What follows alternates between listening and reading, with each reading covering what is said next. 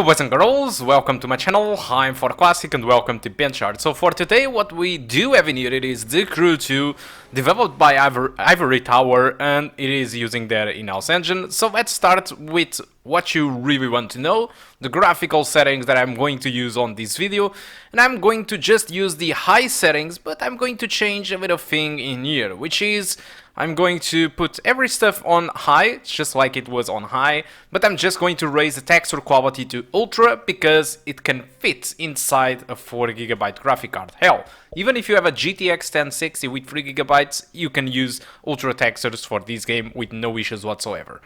Although, yeah, let's just jump to the requirements since I talked about the 1060. Let's see what are the requirements for this game. So this game recommends an AMD Ryzen 5 from the first generation, 8 gigs of RAM, and the GTX 970. So the 970, it is pretty much close to a 1060, and the 1650 Super, which I'm going to test in here, it is slightly better than the 1060. So what happens really is that at 1080p, using the high settings, what I got, it was a perfect 60 frames per second line during 3 different races. I used these 3 races that you are going to see in the video are the races that I did test, and I put all the frame rate graphs inside into just one. So it includes racing with a car, racing with a boat, and racing with an airplane. So what happens really is that 1080p high settings, it's just perfect 60 frames per second, no drops whatsoever.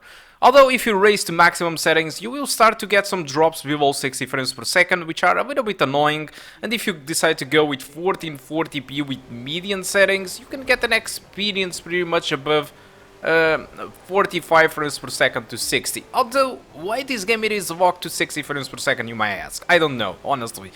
The only thing that I know is that this game allows you to select between 30 frames per second lock or 60, so you can't really have above 60 frames per second, even if you have 144 Hz screen, you can only play at 60 frames per second, and that's a little bit annoying in my opinion, but I do understand because 60 frames per second on this game looks really smooth, and you can tell that just by looking at this video at 60 frames per second on YouTube. Alright, so but what about the game? This game have been launched by 1 year by now, and it is on a massive discount on Ubisoft this weekend, so it only costs you 15 euros. I think it's a huge discount, and this is probably because, honestly, I think this game got a little bit forgotten and there isn't too much people playing it. But the thing is, despite this game offers an arcade-ish gameplay, the true reality it isn't really good, alright? The gameplay doesn't really feel anything special, and in fact, if you don't know Ivory Tower, the developers behind this game, contains people, I mean a lot of people from Eden Games that did create Test Drive Unlimited 1 and Test Drive Unlimited 2. And despite all Test Drive Unlimited were awesome games in regard to the environment and the stuff that you have to do, the gameplay of all those games, if you are going to try them today, they feel a little bit clunky. And this is exactly the same thing as with the Crew, because the Crew, it is pretty much the same team behind it. They just pick up a new team, alright, call it older name, but most of the people and the essential people inside Ivory Tower, it is the same of the Test Drive Unlimited. And so the gameplay also feels a little bit clunky at times, just like Test Drive Unlimited, because the team it is the same. Alright, but apart from that, the graphics are amazing, and the world to explore, it is absolutely insane. You can travel by using planes, boats, motorcycles, whatever you want, you can travel in this world. It is a massive open world, it is huge, although sometimes it lacks detail in certain parts, but there are a lot of races. And the best part about it is that if you have friends to play with, there is a lot of stuff. You can create your own crew and go against other crews. You can personalize the car, tuning it at Need for Speed style.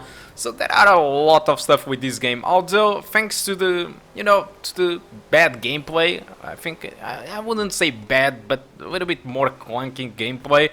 Thanks to that, and some parts being a little bit not funny, this game didn't receive enough credit in my opinion, and because of that. I think it got into the forgotten land. But still, if you want to enjoy this game, like I did told you, 15 euros on Uplay, you can get this game for this very cheap price, and you can have a ton of hours of gameplay. Alright, so guys, I think that's all that I want to talk about the crew. Hope you keep enjoying the rest of the gameplay, and I do hope to see you soon.